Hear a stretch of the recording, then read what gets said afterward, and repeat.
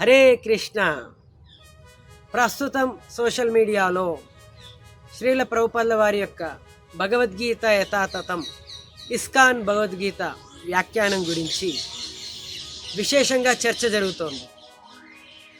ఈ వీడియో ఎవరిని ఉద్దేశించో ఎవరిని విమర్శించడానికో నేను చేయట్లేదండి. ఈ వీడియోని నేను కేవలం శ్రీల ప్రభుపాదుల వారు రాసిన యొక్క భగవద్గీత యథాతథం పుస్తకం యొక్క ఘనతను వివరించడానికి, ఆయన రాసిన చక్కటి అద్భుతమైన అనువాదాలు భాష్యాల వాటి ఘనతను తెలియజెప్పడానికి మాత్రమే వీడియో చేస్తున్నాను. అంతకుమించి వేరే యొక్క ఉద్దేశం ఏమీ లేదు. దయచేసి అన్యదా భావించకండి.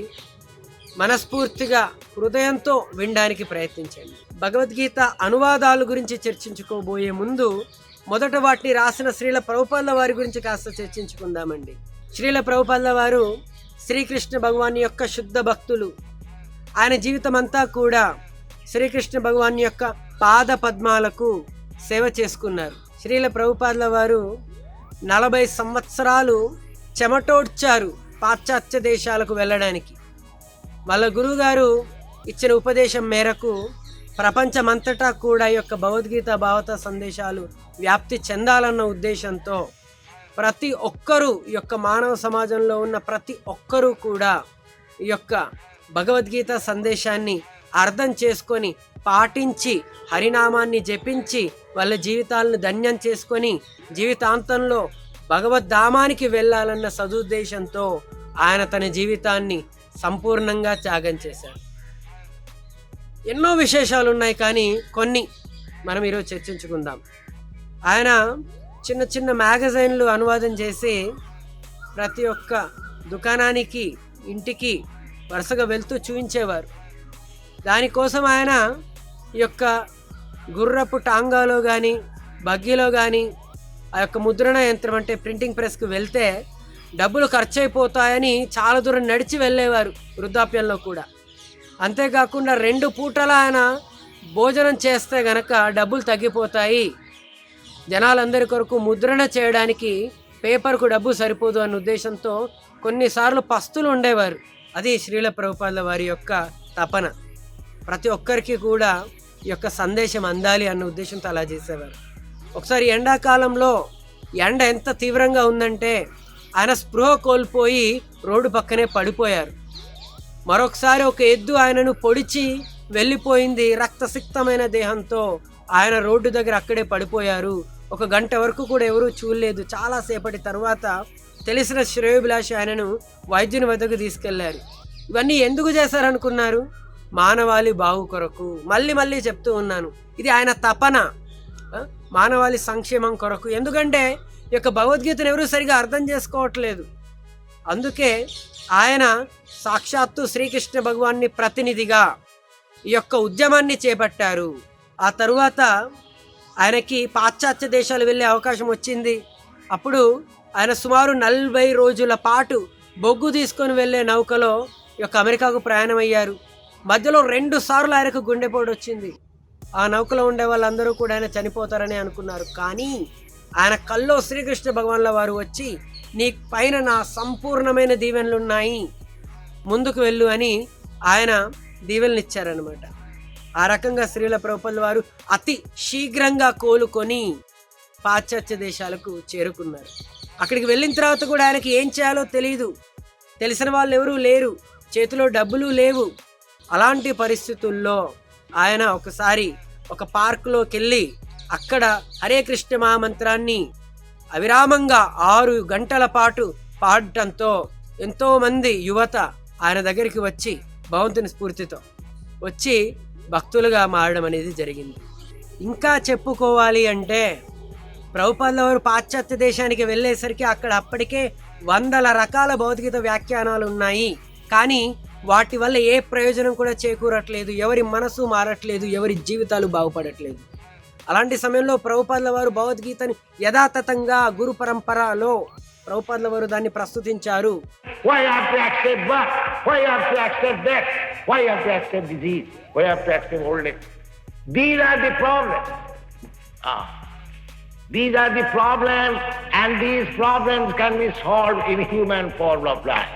చూసారా, పాశ్చాత్య దేశీయులు కూడా మహిళలు చక్కగా చీరలు కట్టుకొని నిండుగా ఈ యొక్క భగవంతుని యొక్క తిలకం పెట్టుకొని నామాలు ఉచ్చరిస్తూ ఎంతో అద్భుతంగా కనబడడం మొదలైపోయింది. హిప్పీలు అంటే ఈ యొక్క ప్రభుత్వం మీద తిరుగుబాటు చేసి అసలు మేము దేన్ని ఖాతరు చేయము, మేము కేవలం మాకు నచ్చింది చేస్తాము అని అమ్మాయిలు అబ్బాయిలు రోడ్ల మీద శృంగారం చేయడము, డ్రగ్స్ తీసుకోవడము, అన్ని రకాల దారుణమైన పనులు చేయడం చేస్తూ ఉన్నారు. అలాంటి వాళ్ళను ఎవరు ఏమీ చేయలేని పరిస్థితిలో ప్రభుపాదుల వారు వేలాది మంది జీవితాలను మార్చారు. మీరు ఒకసారి ఆలోచించి చూడండి, ఒక్క వ్యక్తి జీవితాన్ని మార్చడం ఎంత కష్టము అనేది. అలాంటిది ప్రపంచవ్యాప్తంగా వేలాది మంది లక్షలాది మంది జీవితాలను ప్రభుపాదుల వారు మార్చారు. ఇప్పటికీ ఆయన పరమపదించినప్పటికీ భగవద్ధామానికి వెళ్ళి సుమారుగా 46 సంవత్సరాలు అవుతున్నప్పటికీ ఇప్పటికీ ఆయన తన పుస్తకాల ద్వారా తన సందేశం ద్వారా లక్షలాది మందిని భగవద్భక్తులుగా మారుస్తూ ఉన్నారు. లక్షలాది మంది జీవితాల్లో ఈ యొక్క ఆధ్యాత్మిక తేజాన్ని నింపుతూ ఉన్నారు. రెండవది, ప్రభుపాదుల వారు శరీరాన్ని విడిచిపెట్టే ముందు కూడా ఈ యొక్క భాగవత వ్యాఖ్యానం, అంటే భగవద్గీత అయిపోయింది అప్పటికి, భాగవతం అంటే శ్రీకృష్ణ భగవాన్ యొక్క గుణగణాలు లీళ్ళు చర్చించబడతాయి. దాని గురించి శరీరాన్ని విడిచే ముందు కూడా మీరు ఇక్కడ వీడియోలో చూడండి, ఆ సమయంలో చాలా మందికి అసలు శరీరం మీద స్పృహ ఉండదు. అలాంటి సమయంలో కూడా శ్రీల ప్రభుపాదుల వారు ఎంత చక్కగా భాగవత భాష్యాలు చెప్తున్నారో చూడండి. ఇది శుద్ధ భక్తుని యొక్క లక్షణం. ఆయన యొక్క ప్రామాణికతను ప్రశ్నించే వాళ్ళందరూ కూడా ఈ యొక్క వీడియోను చూసి అర్థం చేసుకోండి ఆయన ఎంత శుద్ధ భక్తులో. అలాంటి విపత్కరమైన సమయంలో కూడా ఆయన భగవంతుని గుణగణాలు చర్చిస్తున్నారు. అలాంటి శుద్ధ భక్తుడు మన మధ్యలో తిరుగాడాడు అని తెలుసుకుంటేనే ఒళ్ళు పులకరించాలి. ఆయన రాసిన భాష్యాలు అనువాదాల గురించి కాస్త చర్చించుకుందాం.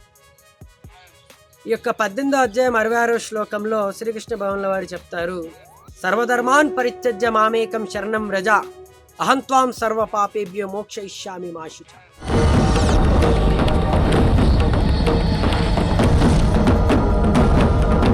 భయపడకు అంటూ ఉన్నారు భగవంతుడు.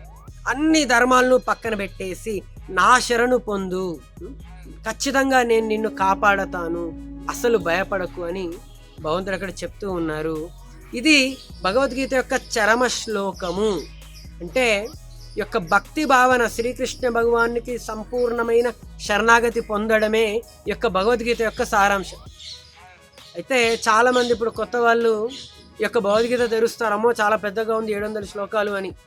పొరపాటున ఎవరైనా 6వ అధ్యాయం ధ్యానయోగం తెరిచారనుకోండి, అక్కడ గనక ఈ యొక్క శ్లోకం చదివి సంపూర్ణమైన బ్రహ్మచర్యాన్ని పాటిస్తూ ముక్కు కొన మీద ధ్యానిస్తూ ఇక చాలా ఉంటాయన్నమాట. అవన్నీ పాటించడం యొక్క ఆధునిక మానవునికి కాస్త కష్టం.